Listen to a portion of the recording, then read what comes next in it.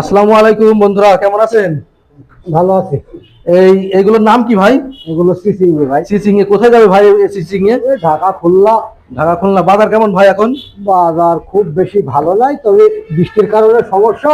আচ্ছা, আল্লাহ দিলি এবার আগামীতে হয়তো ভালো হতে বাড়বে তাই তো? পারে। এই সিসিং এ বিকে ভুই থেকে কেমন আসে ভাই? ও এই বই আপনার এটাকে দেখতে পাচ্ছেন সিসিং এ।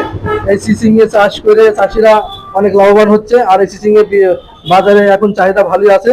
আর অতিরিক্ত বর্ষার কারণে সিসিং এ চাষ ধরছে না ভালো, এই জন্য বাজার আগামীতে কি হবে বলা যাচ্ছে না। এই জন্য আপনাদের সামনে একটা ভিডিও নিয়ে আসলাম।